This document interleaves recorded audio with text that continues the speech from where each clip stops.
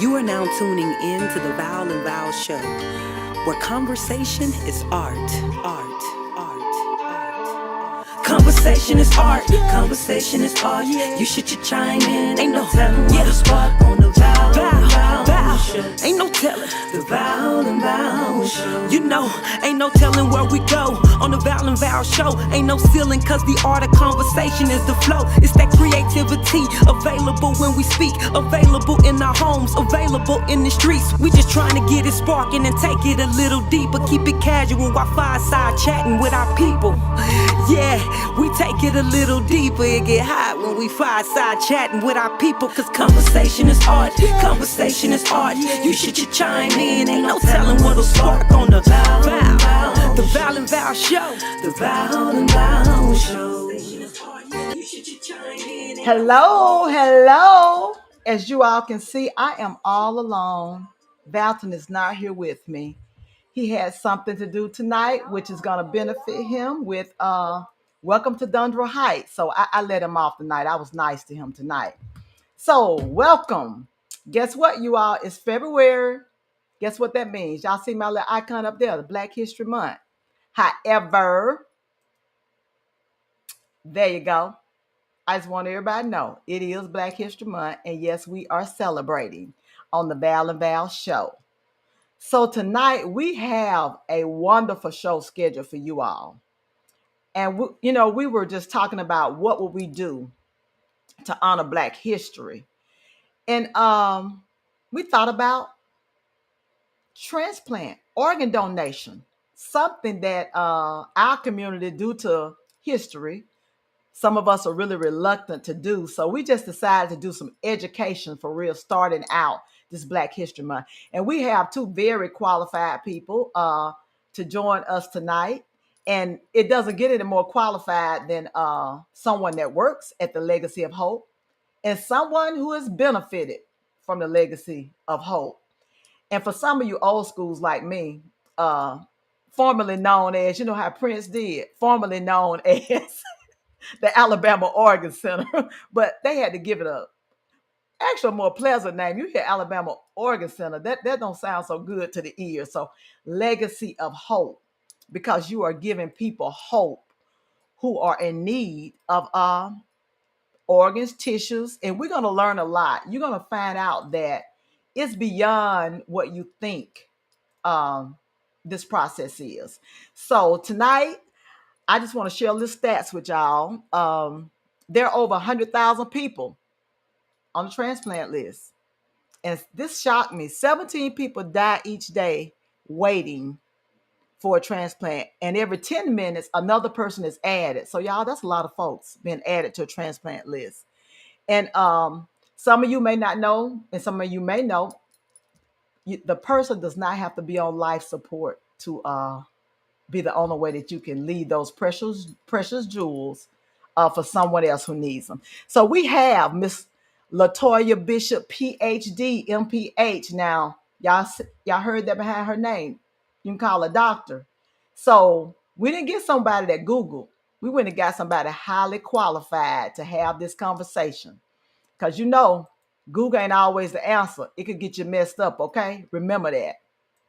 So we also have Mr. Roderick Wilkins, who is a transplant recipient, and he is a seasoned transplant recipient. Almost, he actually been a transplant recipient older than I am, 29 years. So he's actually been a transplant recipient longer than I've been alive. So I'm going to bring them in. Welcome.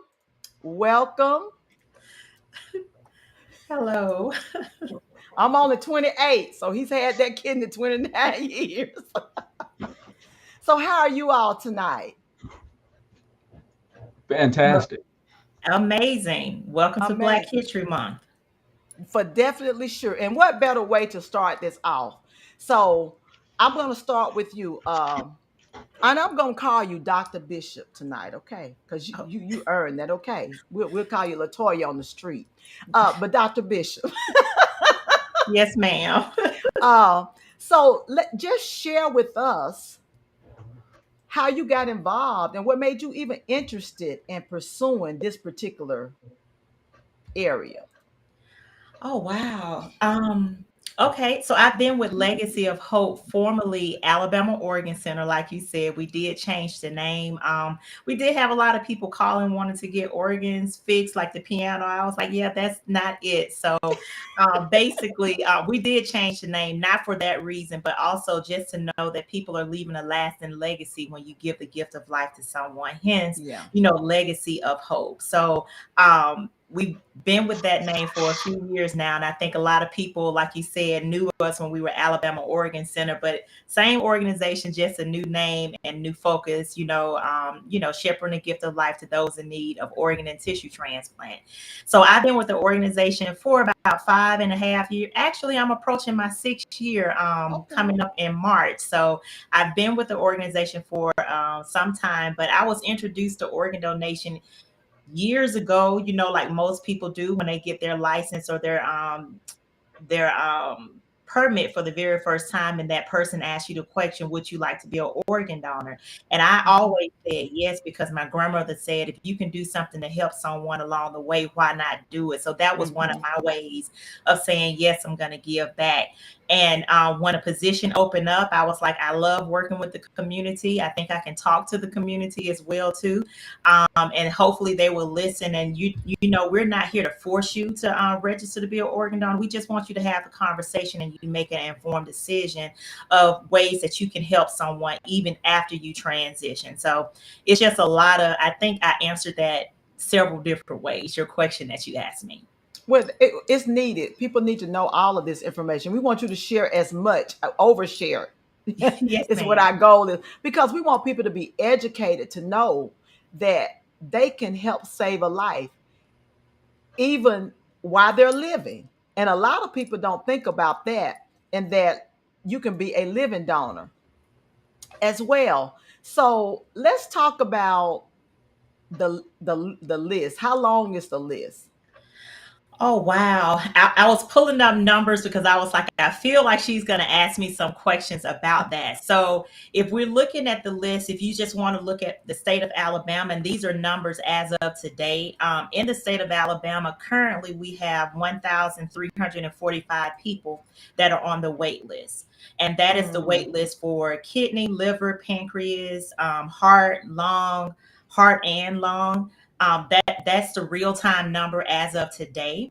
Ooh. And the interesting part of that is that a large percentage of those individuals that's on the wait list, guess who they look just like? You and I, Let's take a right? guess. Yes. And of that 1,345 people that are currently on the wait list, we have 1,135 people that are waiting for a kidney. And guess what? Wow. Who's at the top of the list that's in need of a kidney? All these dialysis patients. Yes, there is a large percentage of individuals that's on the wait list, not just in the United States, not in just Alabama, but in the United States, that's waiting for a kidney. So, that's why we're having that conversation. And my role within Legacy of Hope, as a multicultural educator, is to focus primarily on the African American community, but we do look at it collectively because everyone can help. I will like to point out the fact that we do have individuals that register all the time, but guess who's on the bottom of the list that register to become an organ donor? Ding, ding, ding. You got We it. got to change all this. Yes. So again, we always like to have a conversation, and the conversation is something that I know a lot of people don't want to have. But that the fact that you can help save someone's life is very important. And like you mentioned earlier, every 10 minutes, someone is added to the wait list, right? And I'll even update the number that you gave. On average, about 22 people pass away each day because Ooh, they are goodness. have either passed away because they were not able to get transplants. Someone said no, they became very, very sick. There are a lot of different factors with that number fluctuating up and down. Some people just, their body just can't hold out. So they do transition. Some people have an opportunity to receive it, but the numbers, they change very, very quickly. Quickly, yes. Okay. Mhm. Now I want to drill down on something you brought up. You said we're at the top of this kidney transplant. Yes. What is the cause of us having to have so many renal transplants? Oh The need God, for it. there's no one cookie cutter answer for that, because there are Okay. so many ways that a person can end up on the wait list, whether it's something that was like self-inflicted, with the diet, exercise, that's always important across the Mm-hmm. board. We're talking about health education. However, some people, their kidney shut down for various reasons, so there's no one set answer as to why someone is on the wait list. But if you were to go, let's say, like you said earlier, to a dialysis clinic, a lot of people are there for various reasons, and several of them have been there for multiple years. It's not like months or weeks, Yeah. so the timeline, on average for someone waiting, especially for a kidney, is at least 3 to 5 years, and sometimes it can be longer. Some people are listed immediately and they receive a kidney, and some people, they're just waiting for a very long time before they receive the kidney. But here's the thing: when I talk about people that are going through dialysis, I always say, please be mindful of what you eat, what you do to your body, because dialysis can take up a lot of time. You have to either go 2 to 3 Mm-hmm. times a week, 4 to 5 times a week, whether it's going to be at home or if it's going to be at a facility. But if you want to travel and explore the world, have your best life, you have to make sure that there's a dialysis clinic that's going to be where you're traveling. So it takes your freedom away. But once you Okay. get that kidney, I know Roger can actually speak on this. You have limitations. You have no limitations on what you can and cannot do, right? So it's kind of like making sure that you stay in the best, healthiest way possible with your body so that you can have a very productive life. But at the same time, we are here on the background trying to advocate individuals to register to become an organ donor, have the conversation. And I tell people, I said, we're not taking anything now. I just want you to have the conversation so that we'll know, how do you feel about it? And if you're against donation, please let your family know. And if you're for donation, they need to know that information as well too. So when you are approaching in a hospital, the conversation would be so much better versus, oh, please get out of the room, I don't want to talk about this now. Yeah. So it's a lot of myths that's associated with donation. So having a conversation like this, giving people an opportunity to talk about it, is something that I'm here for. I work when the community works. So when Miss Val said she wanted to talk about it and it said 7 o'clock, I was like, okay, I'm going to talk about it at 7 o'clock at night.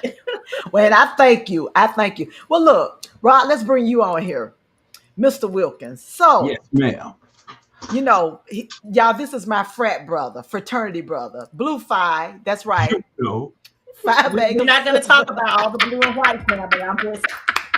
I'm Hey, trying to be listen. very professional. You don't see Hey, all of this red. hey, Okay. listen. Look, Valton, if he was here, your adopted brother, he's a Kappa, so he'd be Okay. right there with you. But I got to Okay. pay him back because generally he have more of Kappas, or we used to have a Delta on, so I'm taking advantage. Anyway, Okay. but Rod, so I met you at UAB when I came up here in 1988. You were fine, running along, and then all of a sudden start having some issues. So tell the people about that. Okay, so let me digress for just a second, Okay. and I want to piggyback on something that the good doctor said, Okay. and it's funny. I want you to just take into consideration. I'm in the bathroom, right, and I'm using the bathroom, and my mom is right outside the door.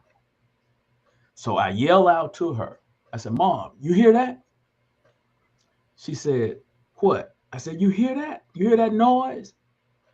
And it was me using the restroom, right? And she said, "Well, what is it?" I said, "That's the sound of freedom. Mm. That's the sound of freedom." Because that meant that I no longer had to dialyze. Now, Mm. consideration, I only had to dialyze from January until May. Short period of time because I had a living related donor.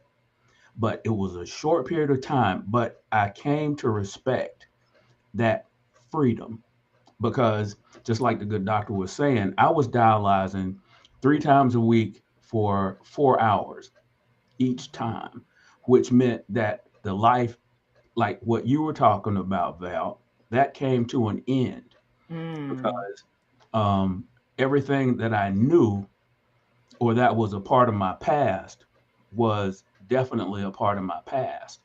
And I was thinking seriously about what my future was going to hold. because I had a career in police that I had to stop because I wasn't able to dialyze while I was policing. But luckily, I had with my department, I was able to take that necessary time off, and Mm-hmm. we had the operation, and I recovered from that, and behold, I went back and was able to fulfill a 35-year um, career in law enforcement. Uh, Mm. with most people who came after people who knew that I had the transplant had no idea that I had had a transplant because um, of the sacrifice that was made in order for me to be able to have that second chance at life.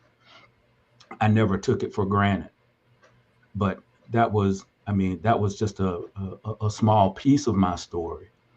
But at the onset in January, it was January the 26th when I went into the hospital. I went to the emergency room because I thought I had a really bad case of the flu. And when the physician came in and was talking with me, he asked, how did I come to the hospital? And I told him I walked in the doors. And he told Mm. me with the numbers that I had, I really should have been unconscious, Mm. which let me know that I was sick. But because I didn't know that I was sick, I didn't perform as though I was sick. Although my body was changing. I had started losing weight really rapidly, and was weakening, but I was still functioning. And from that point, that was when we tried to see first whether or not I would be able to recover the kidney function, or whether or not we were going to be looking at dialyzing. And that was the start of the dialysis process. And then we started talking about transplantation when we saw that it wasn't going to recover. And at that point, I was resolved to not bother anyone with the problem that I felt like I was dealing with on my own. I was ready to um, cash it in, so to speak, that I was going to go in and come out and it was going to be done. But my brother, and all thanks be to God for him, he told he told Dr. Rutsky and Dr. Deerhoy from UAB that I'm going to donate a kidney, and Mm. that was the turning point for me. So let me ask you this, right? Because now I know you. You this gregarious, outgoing person, and then all of a sudden. So share with the people what that was for you, like emotionally. You just didn't trump through it because that's heavy. And then you were young. He looked good to be 75, don't he, y'all? No, I'm just I'm as 75 as you are 29. but no, really, because and I remember, you going through this because you were the life of the party, outgoing, doing a lot of you were very active and involved in a lot of community things. So now you're literally this dialysis machine is like it is your kidney per se, part-time. Right. So what did that do for you emotionally? Emotionally, it was a stop. It was a beginning of thinking retrospectively about what I could have done differently to avoid it. Mm-hmm. What was I going to do moving forward to either live with it or die with it? And what was going to be the least amount of impact on my family? That was the heaviest burden on my mind, because I didn't want to burden my family with what I was having to deal with. Although my family was uh, my greatest support in moving through what we were going through. My brother um, went through the tissue typing process. My mother went through the tissue typing process, and my father and my wife went through the tissue typing process. But because they were all taking medications at the time, that Mm-hmm. that disqualified them from being able to do the donation. But my brother, on the other hand, who only liked to eat um, moon pies and Mountain Dew, was and chocolate milk. Um, he was able to be able to make that tissue typing, and he turned out to be the perfect donor. And emotionally, um, that whole process changed my life because, Mm. and I'm gonna say this because most people have a difficulty with it, and it's not popular for in some places. God has a way of getting your attention Yeah. to um, do His will rather than live vicariously through your fleshly will. And that was a time for me to stop, look at what I was doing with my life, and because He had given me a second chance to be more of a blessing for other people. And because I've been given that second chance, that's why I don't have a problem with doing programs like this, because I made a promise to Him that whenever anyone asked me to talk about it, to preach about it, to proclaim it from the mountaintops, that I would, one, talk about His grace and glory Amen. and the process that I went to um, or went through in order to be able to tell this story. Wow, that's powerful. That's powerful. And I know, your brother, y'all were close and brothers, but this took it to a whole nother level Oh, because what people fail to realize that being a living donor, that means your life is gonna change too. And look, just so happen I have a living donor that is actually typing in the notes, and I asked her to come on, and she is maybe 2 weeks, maybe 2 weeks out. Really? Uh, yes, and it was so ironic that last week's show, we were sharing you I was coming on. That's the day I found out that her brother-in-law had a kidney transplant, actually, which goes to what you said, Dr. Bishop, that's what most of us need. So look, I'm gonna bring her in. So y'all, we changing up here. Let me get this a better look Hello. here. Hi. congratulations. Hi, To Tab. God be the glory. Hi, Yes. Thank So you so look, much. She's a unicorn superhero living amongst us. and and you all know what I'm gonna do. I'm gonna take myself out this frame because, Tab, what I want you to do, I want you to share your story and how you walk that road to deciding to literally save. And I'm gonna say your brother in love because he's been a member of our family for so long. This is my cousin, you all. We don't have in-laws. He's a brother for real, a brother. oh my gosh. Okay. Oh, but thank you. Thank you. I had my surgery actually on the 23rd. Brother in love had been going through dialysis for the actually January the 17th made 4 years that it never dawned on me to actually be scratched.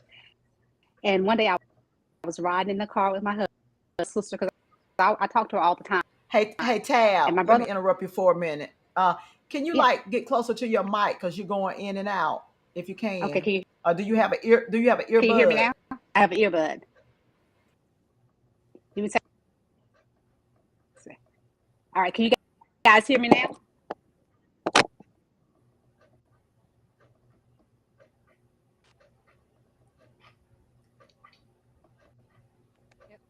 Am I back, Val? Hear me? I hear, yes, going in and out, but I can hear you. Yes. Okay, okay, all right. Well, you just let me know. Give me the thumbs, okay? There you go.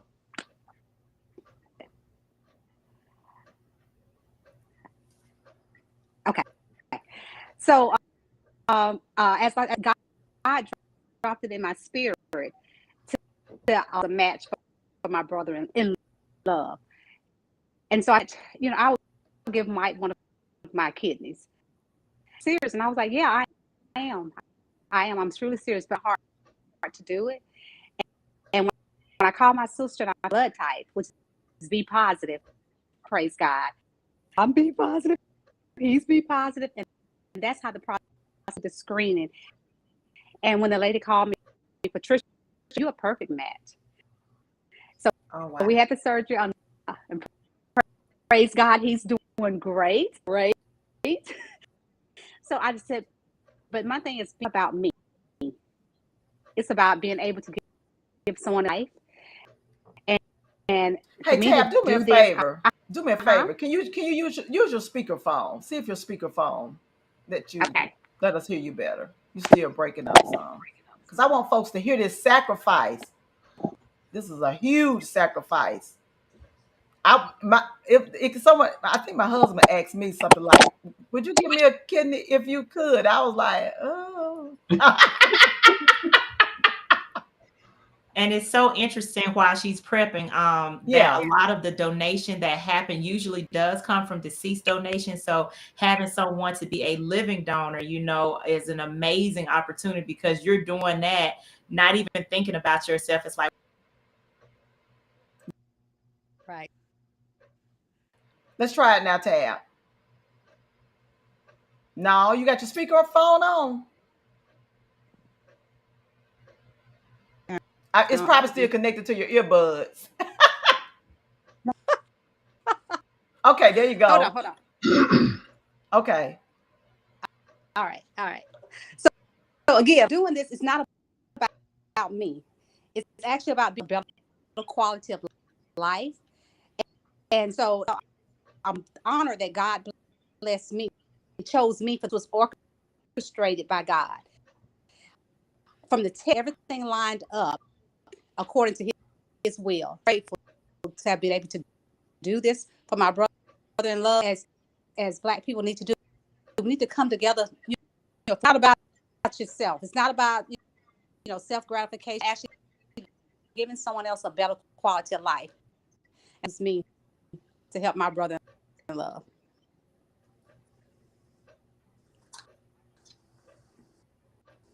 And I think with living related donors as well, that helps with the increase in the success rate.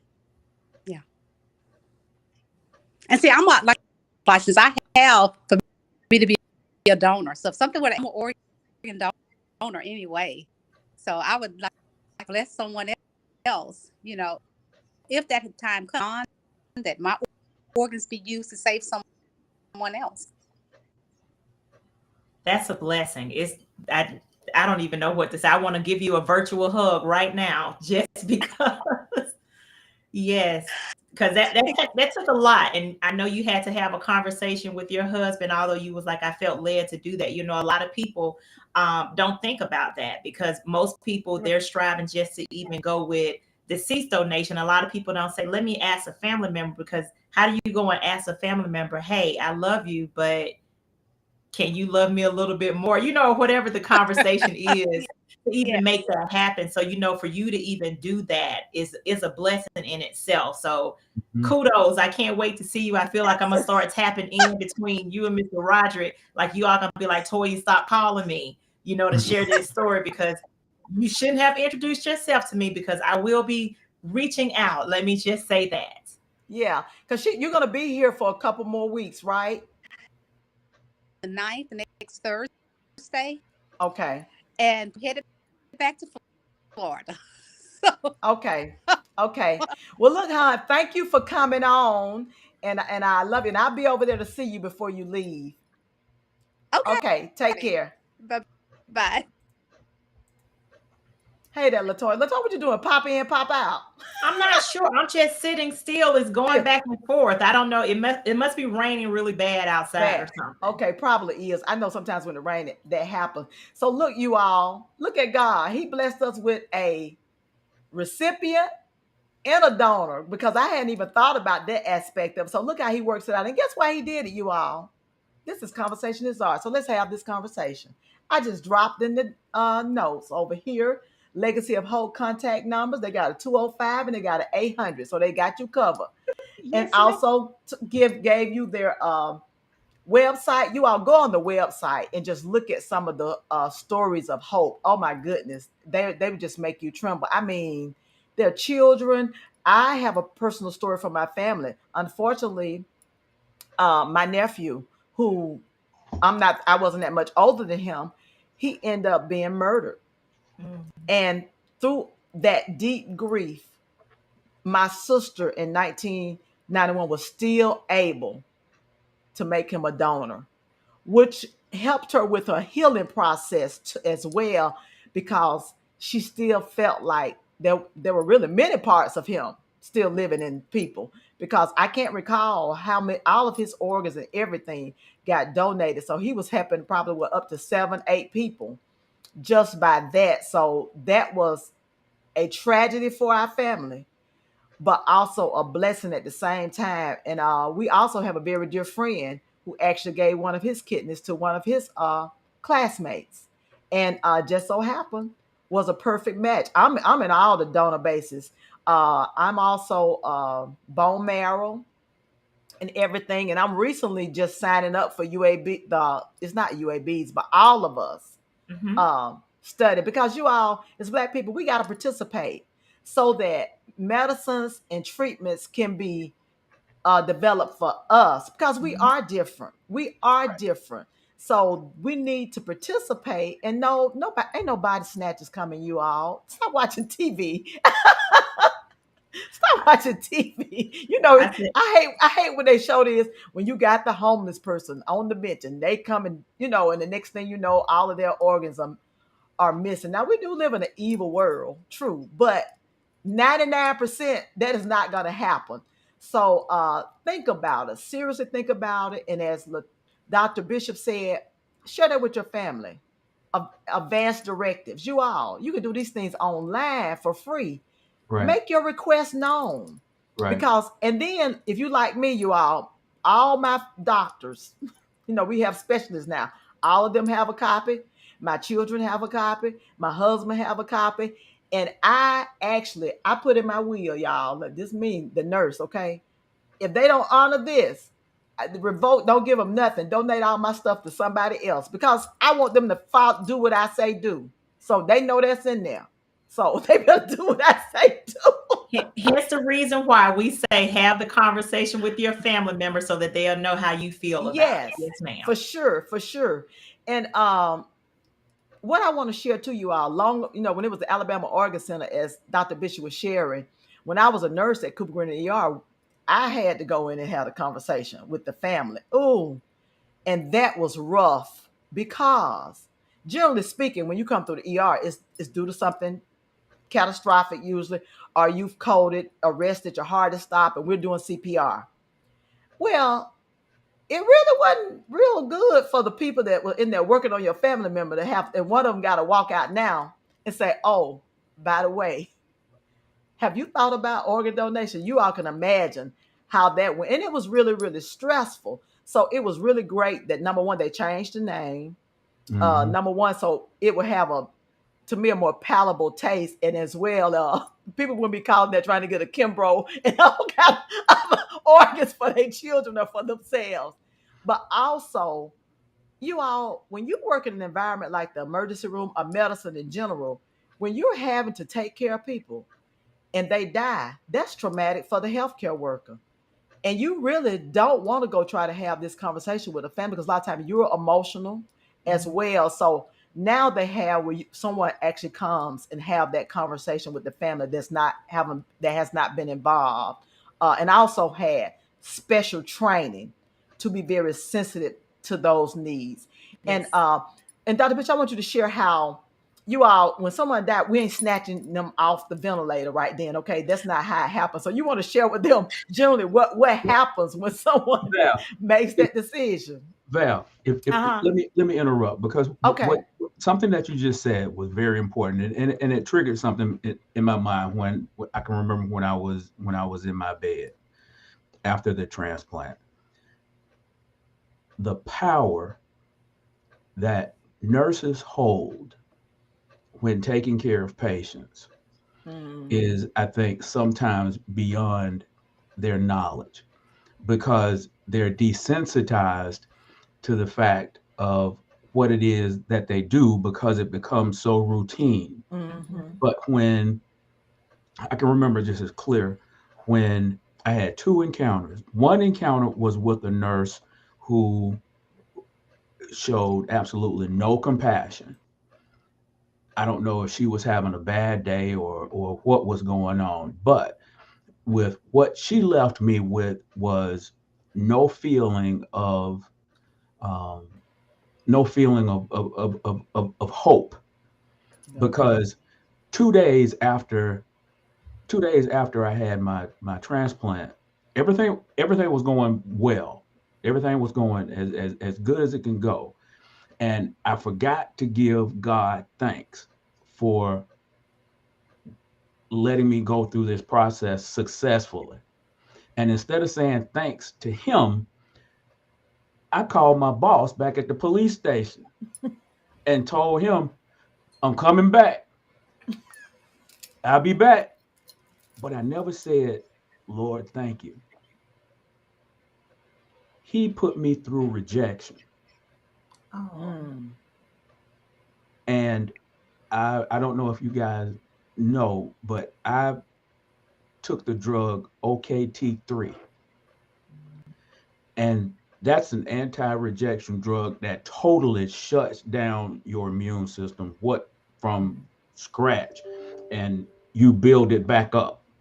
And that was a wild ride for me to go through that.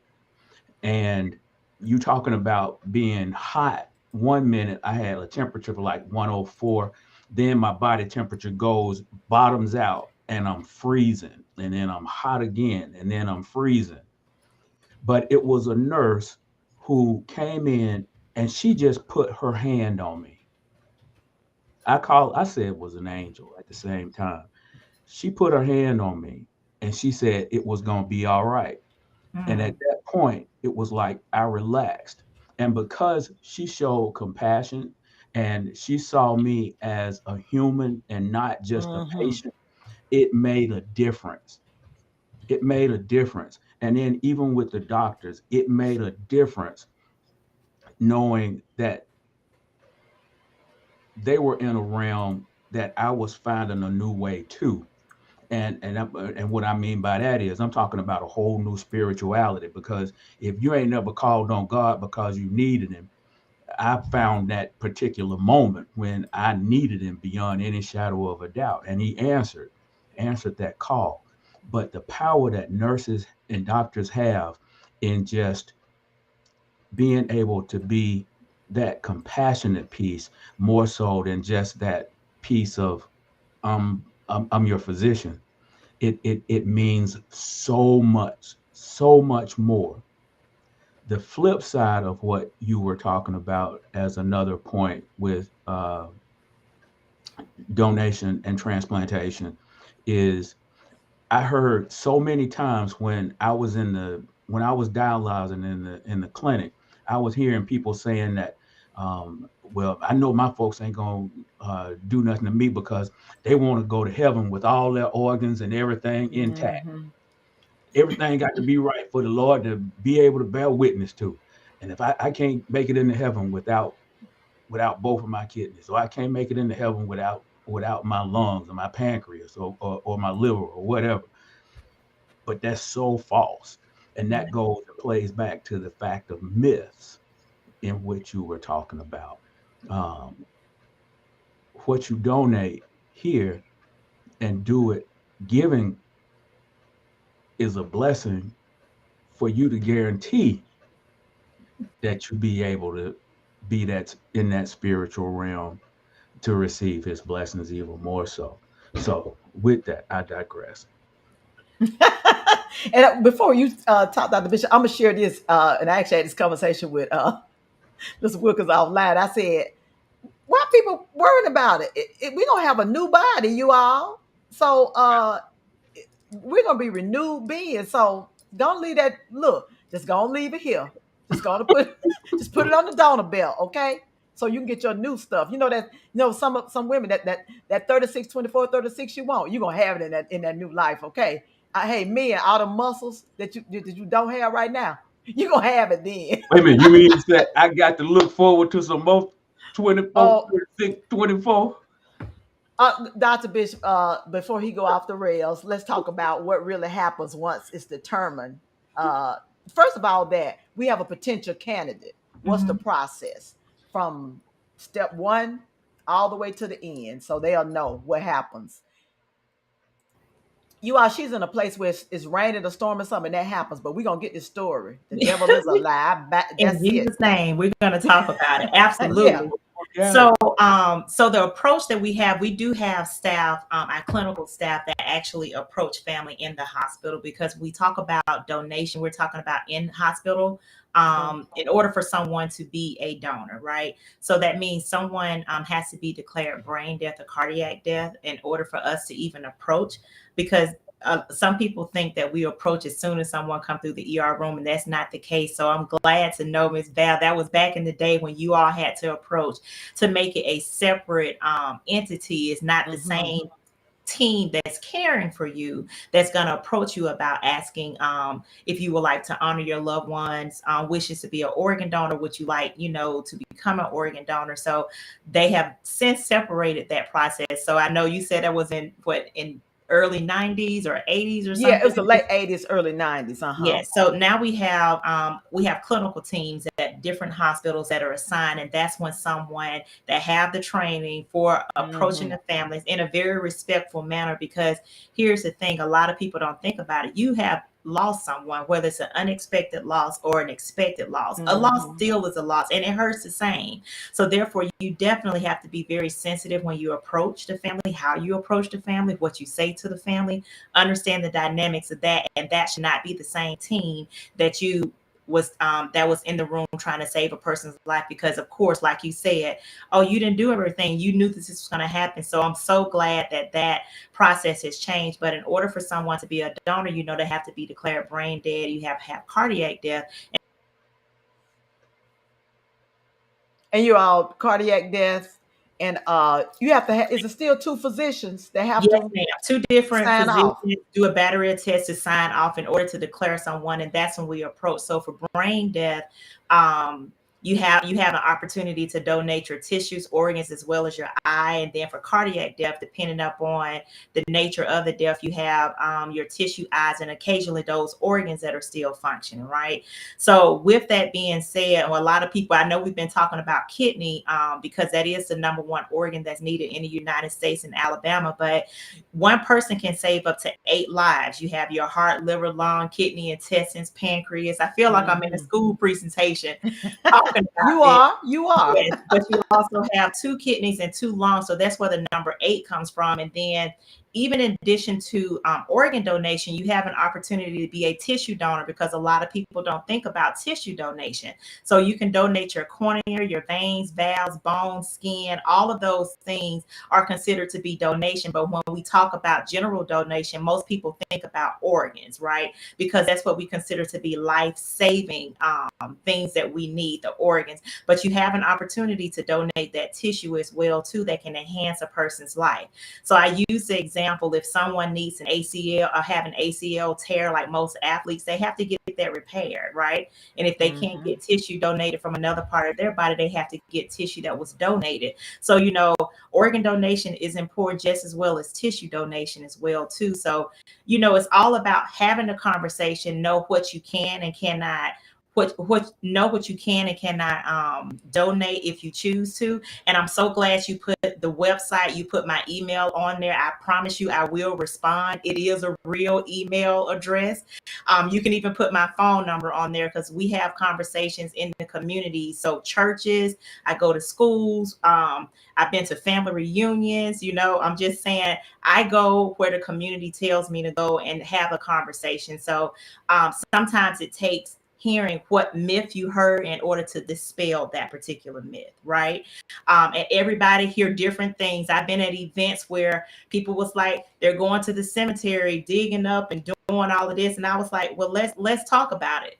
There's nothing that's alive, right? So, some people hear things and it's kind of like, that makes no sense, but let's talk about it. They see something on the news or they see something on a movie and they think that's right. And I said, that's not how the process works. So UNOS is one of those organizations that lets us know who's going to be next in line in order to receive that particular organ. So, those are conversations that we need to have versus I heard this and blah, blah, blah. But at the same time, you see Mr. Wilkins here, he's a living testimony, right? Yes. Right. So, I can't take his story away because his story is his story. But at the same time, we need to let people know that although we are at the top of the list that's in need of organ donations, we are also receiving that too. And people need to see that we're on the receiving side and also on the giving side. Right. Yes. So it's just a conversation that we need to have. And you all, my cousin Tabitha that came on, did y'all see how good she looked? And she gave a kidney on January 23rd. Yes, so, and please send me her information before I may need to record her testimony since she was in Florida. I thought she was in Alabama. I'm gonna get her though, okay? Oh no, she is. She's here. She is here. She is here. Yeah. He had his transplant at UAB. Okay. So she came up from Florida. She lives in Florida, but she used to live here in Birmingham. She worked here in Birmingham. And he's from Gaston. So yes, honey, we look, his wife and everybody have been praising the Lord for this. And you all, I referred to my nephew. My sister just posted something, and my nephew's name was Datron, and she said the hurtful thing, and I don't know if this changed, is that they had to ask her before he was actually legally declared dead because he had a gunshot wound to the head. Okay, she said that was hard, but she said at the end of the day, when she thought about him, she asked, what would Datron have done had he been able to speak on his behalf? And she did what she knew he would have done. And I know my nephew would have, because he was a giving, loving person, do anything for you. So that's the thing about it. And you all also, this wasn't so back in the day with organ donation. Guess what?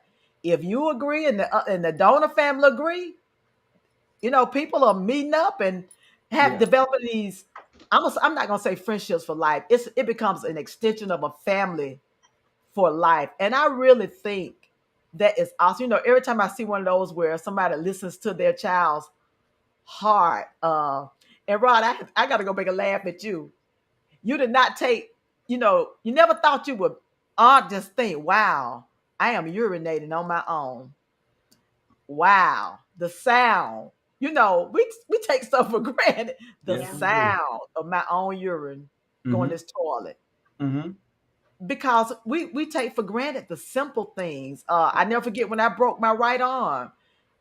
I was like, oh, my left arm has real value because we can you have a dominant arm, you kind of forget about the one that you don't use that much. But when I broke this right arm, I was like, wow, I need both of these arms.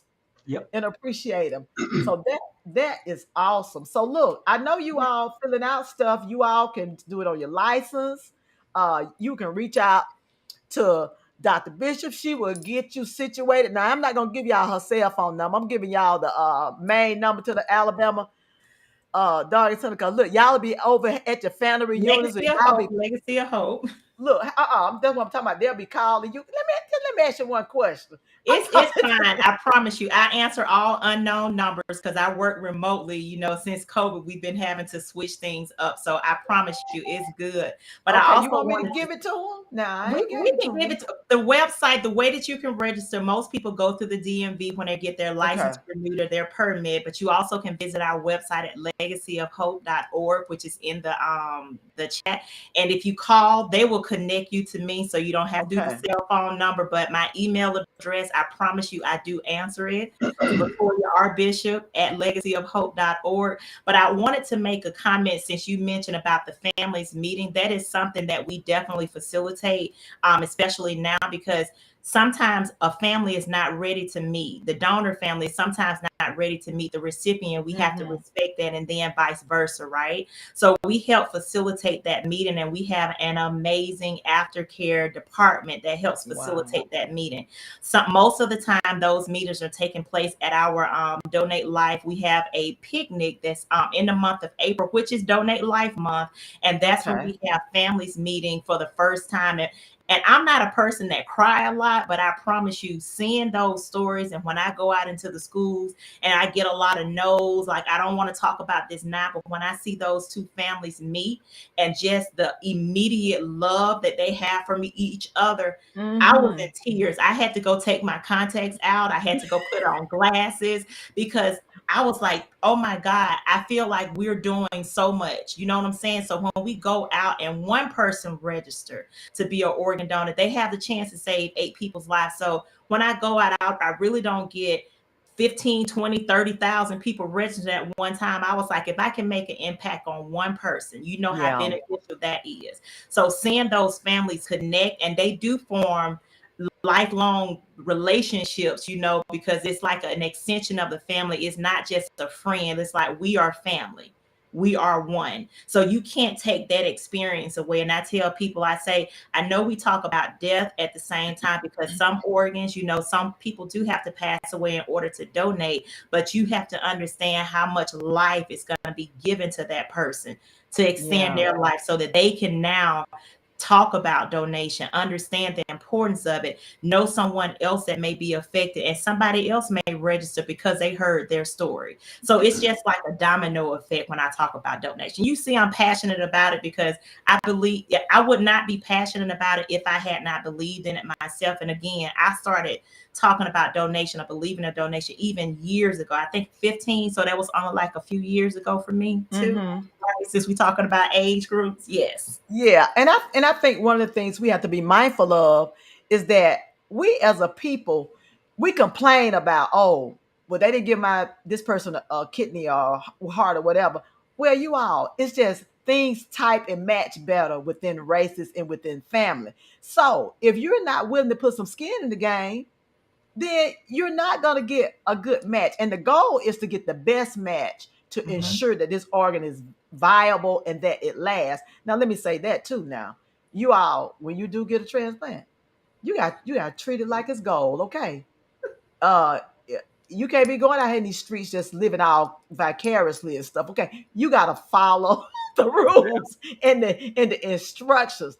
That is vital. You know what we didn't talk about, Dr. Bishop, and we got about 8 more minutes. Talk about the screening process, because you know you just don't show up, you all, and they hand it out to you. It's a process to make sure that you're gonna be a good steward over this organ.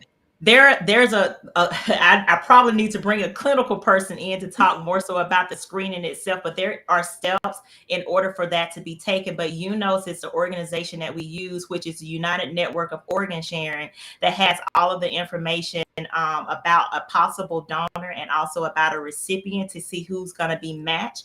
And then, of course, when you get that call at 2, 3, 4, 5, 6 o'clock in the morning, I don't know when that call may happen, you have to make it to the transplant hospital in time. And here for the state of Alabama, the transplant hospitals are UAB, Children's Hospital, and the VA. So if you're living in Alabama, that's where you have to travel to. Like you said, your cousin, she had to come up to Birmingham in order for that to take place. So that's where the transplant happens. So again, it limits your availability of doing things in life because, you know, you're on the transplant waiting list or you're going through dialysis. So that list of knowing who's next in line, you're going to get the first, the call is going to come and say, hey, we have a possible kidney for you. We need you to come here to the hospital right now so we can prep you, right? Sometimes that it may go to the second person because of whatever factor. So there are so many different factors that may cause a person not to receive that particular particular donation or that gift of life, and they may be on the list again. So you just have to be ready, because things can happen quickly, and it can happen, very, very fast, and there can be some changes that may happen. I know there was stories about people. Recently, he was on a flight, and when the storm happened with Southwest, he was on the flight to get a heart, but the storm kept him there. He was unable to get a heart. Now he's back on the transplant waiting list. So it's kind of like those things. You just never know what's going to happen, but you have to be ready at any given time, because you don't want your gift of life to be passed on to somebody else, and you have to wait as well too. Thing.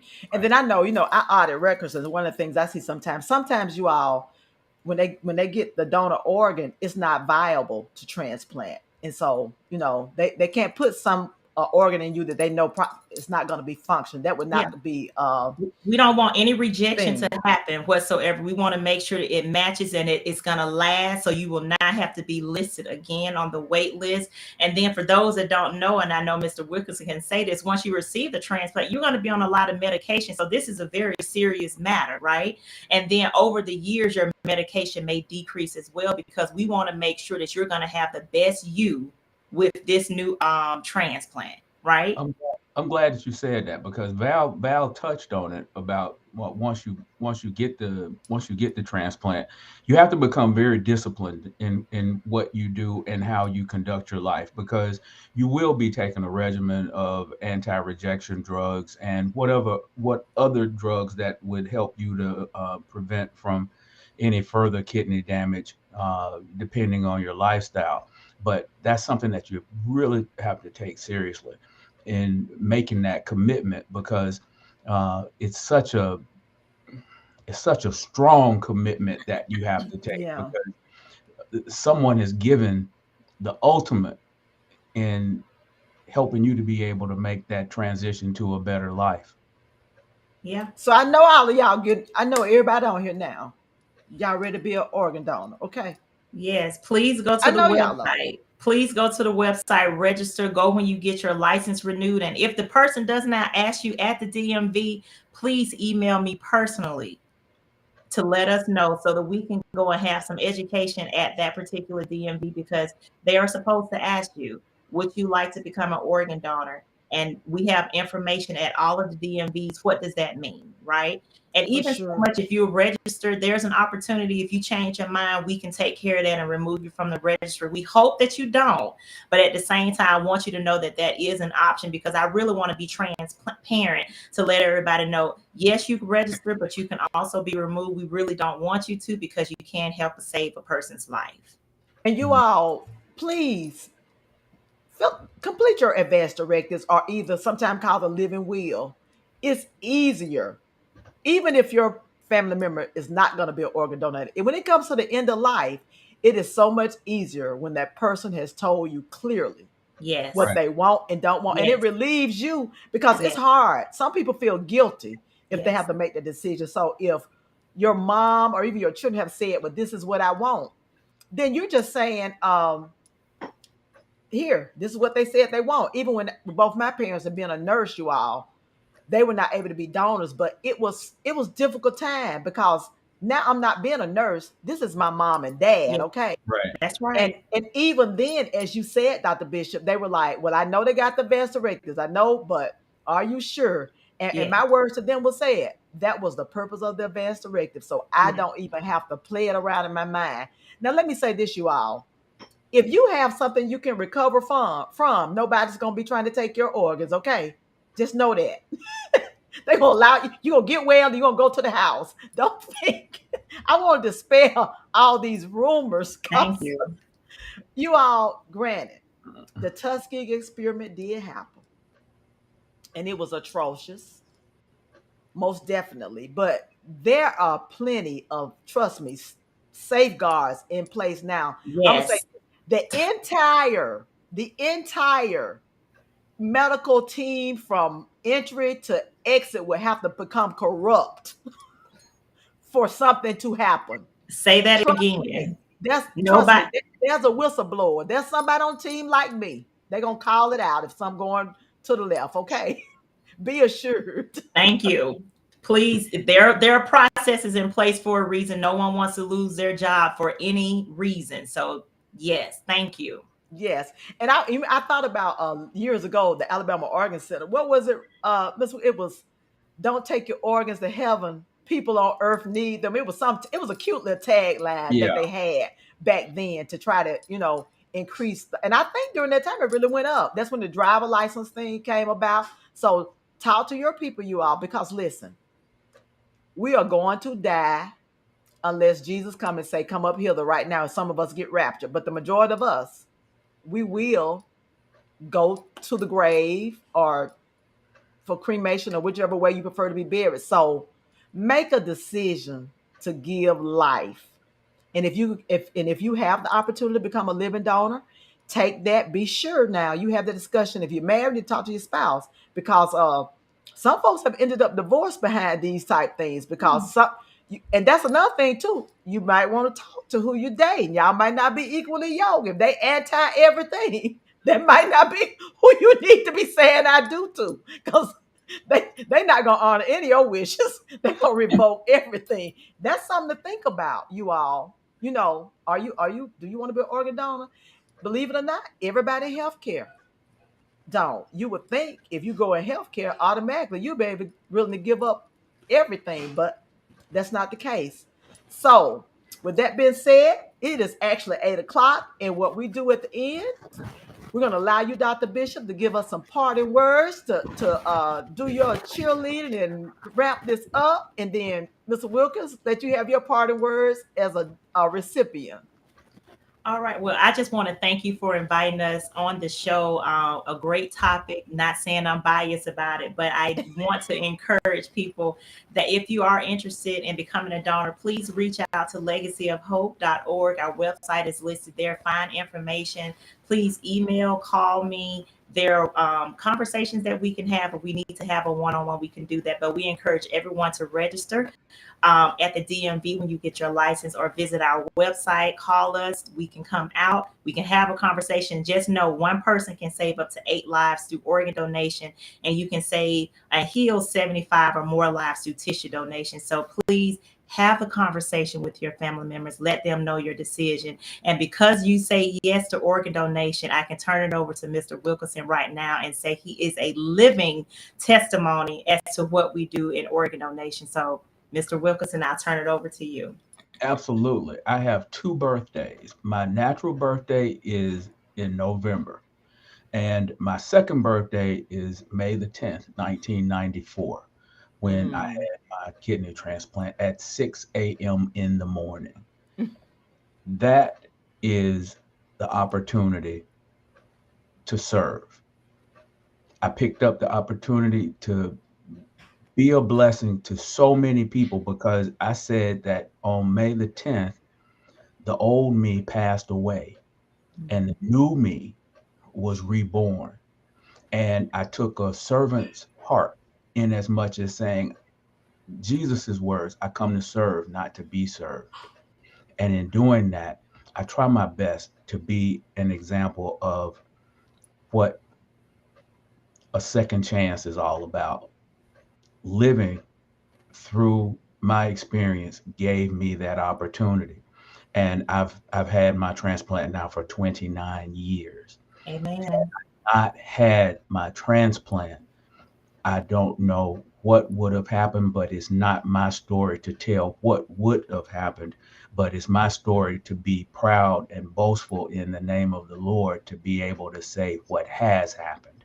Amen. And in doing that, any of you out there now who may be listening, if you have the opportunity, again, just like as the good doctor said, if you have an opportunity to be a donor, I'm here to tell you what a second chance is all about. Your blessing is being the one to say, just like our Lord says, there's no greater gift than to lay down your life for your brother, your fellow man, your fellow sister. And in doing that, your life will be enhanced so much more, because you made the ultimate sacrifice. And in doing that, I will turn it back over to my Sarah Val. Thank you, thank you. This was a great show, you all. And Yep. Tabitha, thank you for coming on. You sealed the deal. God had it perfect. Like they said, the ram in the bush. We needed that. We had everybody. We had somebody that's an advocate. We had a recipient and a living donor. So we Amen. just thank God for that. And then I shared about my nephew, and my sister shared about a deceased donor donation. So listen, get those advance directives, those living wills, talk to your family, and invite Dr. Bishop, or if you don't live in Alabama, whoever your Dr. Bishop is, there is one in the state you live in near you. Reach out so they can get some education. Stop, churches, community organizations, sorority, fraternities, even schools. We need to start educating schools. So Yeah. you all have a great night. Be safe and enjoy. You all stay on till I end this. Have a good